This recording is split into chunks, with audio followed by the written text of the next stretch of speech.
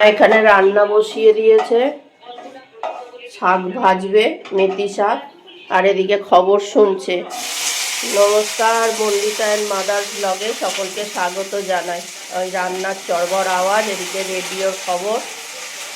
জানি না আমার গলা শোনা যাচ্ছে কি। এই যে চা নিয়ে বসে পড়েছি। খবরে বলছে আরো ঠান্ডা পড়বে, 10.2-এ নেমে গেছে। কালকেও ছিল, আজকেও তাই বলছে, আরো কমবে ঠান্ডা, মানে হবে, ঠান্ডা বাড়বে আর কি। কি না দিচ্ছি, চলো চা খেয়ে নি। মানে আর শরীর তো খারাপ লাগে, মা কাল পড়ে গেছে, দেখো ঠোঁটটা কিরম ফুলে রয়েছে, ঠোঁট ফুলেছে, হাঁটুতে ব্যথা হয়েছে। রাস্তায় একটু দেখে হাঁটবে না মানুষ, পড়ে পড়ে যাচ্ছে খালি। চলো চা খেয়ে নি। আবার চাদরটা ভেজানো হয়েছে, সেটা কেচে দিই।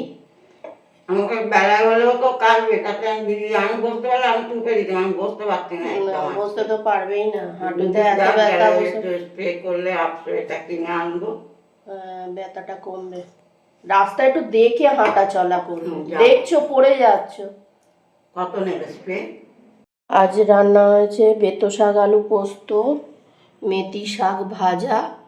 এটা হচ্ছে যে দিয়ে শিম দিয়ে ভেজেছে, বেগুনের ঝাল, বড়ার ঝাল, আর শশা কেটেছি। আর এই যে ভাত রেডি হয়ে গেছে, অফিস যাবে বলে। আর ঢেকো তুললো কি জোর। বাবা, কি খেয়েছো গো? তো কত কি খেয়েও। বেতো শাক, বেতো শাক হয়েছে মা। আর কাল পড়ে গিয়ে নাক ফাক ফুলে কি অবস্থা। বললাম আমি গিয়ে এটা এনে দিই। না না, শুধু শুধু ঠান্ডা বেরোতে হবে না বাবা, বেরোচ্ছিস না যে কালে বেরোতে হবে। নাক দিয়ে জল যাচ্ছে নাকি? হ্যাঁ, ঠান্ডা যা পড়েছে মা, নাক দিয়ে এমনি শীতকালে জল। আর আমাদের গপু গুটি সুটি মেরে বসে আছে, বাবা ঠান্ডা লেগেছে বোঝাই যাচ্ছে। পাপা ঠান্ডা লেগেছে? হ্যাঁ ও পাপা, খুব ঠান্ডা লেগেছে। ঠান্ডা লেগেছে রে পাপার আমার। এত ঠান্ডা পড়েছে আর ঠান্ডা। এই যে মা অফিস বেরিয়ে গেল, এবার আমি বাসনগুলো মেজে নিচ্ছি। এই বড় ডেকচিটা করে জল গরম করি দুজনের। আর যা ঠান্ডা পড়েছে, জল গরমেও কিছু হচ্ছে না, জল ঠান্ডা মনে হচ্ছে। বাবা এত ঠান্ডা, এবছর রেকর্ড। আর সব বয়স্কদের কি কষ্ট, বাপরে বাপ। আমরাই কাইল হয়ে পড়ছি, আরও বয়স্করা তো আরও অবস্থা খারাপ। যাই হোক, এই মা খেয়ে দিয়ে বেরোলো। মারও শরীরটা ভালো না, ঠোঁটটা ফুলেছে, নাকটাও ফুলে গেছে পড়ে গিয়ে। আর হচ্ছে যে এই ঠান্ডায় সব আজকে কম্বল গায়ে দিয়ে রয়েছি, সোয়েটার ফোয়েটার গায়ে দিয়েও মনে হচ্ছে কি ঠান্ডা লাগছে, ভালো লাগছে না। আর চান করে বেরিয়ে সঙ্গে সঙ্গে তখন ঠান্ডা লাগে না, কিন্তু তারপরে আস্তে আস্তে প্রচুর ঠান্ডা লাগে। আর জলে তো বাবা, বেলার দিকের জল তবু গরম গরম লাগতো আগে, মানে এত ঠান্ডা লাগে। এখন তো জলে হাতই দেয়া যাচ্ছে না, হাত মনে হচ্ছে কেটে নিয়ে চলে যাচ্ছে। এই বাসন ফাসন মাজবো, জানি আজকে আবার চাদর কেচে দিয়েছি, সেগুলো মেলে দিয়ে এসেছি। বাইরে যেতেই ইচ্ছে করছে না, ও একেবারে বিকেলে তুলবো এই চাদর ফাদরগুলো। আর চাদর মনে হয় না, আজকে যা ওয়েদার হয়ে রয়েছে, চাদর ফাদর শুকোবে। তা যাই হোক, এই বাসন টাসন মাজা হয়ে গেল। এবার মা অফিস থেকে ফিরবে, তারপর একটু শুয়েছিলাম, শুয়ে থেকে এবার আলুটা গ্রেটারে গ্রেট করে নিয়ে, তারপর একটু কাঁচা লঙ্কা দিয়ে, কালো জিরে দিয়ে, আর ডালটা মা বেটেই রেখেছিল, ফ্রিজে ছিল ডাল বাটাটা দিয়ে, আর আস্তে আস্তে করে বড়া ভেজে নিই। মাও আসবে অফিস থেকে, খেতে পারবে।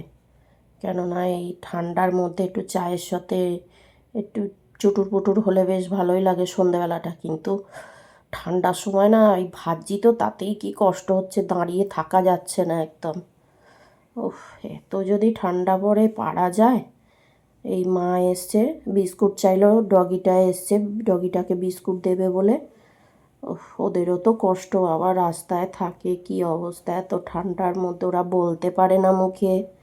সত্যি ওদের খুব কষ্ট হয়, খুব কষ্ট হয়। আর কি করা যাবে, তাও তো একটা গেঞ্জি গায়ে দিয়ে দিয়েছি। আর এদিকে ডালের বড়াটা ভেজে নিয়ে চাটা বসিয়ে দেবো। মা অফিস থেকে এসছে, চা ঠান্ডা ঠান্ডায় এই গরম গরম চাটা বেশ ভালো লাগে। আর হচ্ছে যে রাত্রিরে ভেবেছি বেগুন পোড়া আর রুটি করব। মাকে একটা দিয়ে এলাম, মাকে বললাম কেমন খেতে হয়েছে, মা বললো ভালো হয়েছে। আমিও একটা খেয়ে দেখলাম, বেশ ভালোই হয়েছে। আর হচ্ছে যে বেগুন পোড়া আর রুটি করব, দেখি কি হয়, মা কি বলে। তা যাই হোক, বড়াগুলো ভেজে নেব। মা ওদিকে হাত পা ধুয়ে নিয়ে আর সন্ধেটা দেবে, সন্ধে দিয়ে নিয়ে এইবার মারও মানে এই হাঁটুটা মুড়ে একদম বসতে পারছে না, তাই জন্য আমি সব আগ করে ফেলেছি। এটা করে নিয়ে আর ভাবছি কালকে লাউয়ের তরকারি হবে, লাউটা কেটে নেব। মা তো পারবে না, পারবেই বা কী করে, ওই একদম হাঁটু মুড়তে পারছে না। ব্যথাটা কমেছিল, পড়ে গিয়ে আবার ব্যথাটাকে বাড়িয়েছে। আর এই ঠান্ডার সময় আরও বেশি ব্যথা হচ্ছে, ঠোঁটটাতেও ব্যথা হয়েছে, পাটায় ব্যথা হয়েছে, হাতটায় ব্যথা হয়েছে। আর এই বড়াগুলো এরমভাবে ভেজে খেয়ে দেখবে, খুব ভালো লাগে। মা একরকম ডাল ভেজায়নি, দু রকম, মটর ডাল আর ছোলার ডাল, ওর মধ্যে একটু কাঁচা লঙ্কা, কালো জিরে, একটু নুন আর আলু গ্রেটারে গ্রেট করে দিয়ে একটু মচমচে করে আমি ছোটো ছোটো করে ভেজে মচমচে করে ভাজলে বেশ খেতে ভালোই লাগে, চায়ের সঙ্গে বা এমনিও ভালো লাগে। সন্ধে দিচ্ছে, আমি বড়া ভাজতে ভাজতে চলে এলাম। একটু দাঁড়াও, একটু দাঁড়াও, একটু দাঁড়াও। এই যে মা সন্ধে দিচ্ছে, বড়া ভেজেছি। মা কেমন হয়েছে? ভালো হয়েছে, খুব সুন্দর, বেশ অল্প অল্প ঝালে সব কিছু ভালো লাগছে। আলু দিয়েছি, আলু ভালো হয় এরম ডালের বড়াগুলো খেতে বেশ ভালোই লাগে। এই গরম গরম দুধ আর ভাত দিয়েছি, এটা খেয়ে একটু আরাম পাবে শরীরটা। ঠান্ডা রে, মনে হচ্ছে বাইরেটা একটু কম নাকি, মাথার ওপর দিয়ে তো যাচ্ছে। কম বলছো, গাগুলো জ্বালা জ্বালা করছে। বুঝেছিস কোথায়, এখানটা শুয়েছিল না ওইদিকে গেছে? ওইদিকে কোথায় গেছিল, গেট খোলা ছিল তো। ও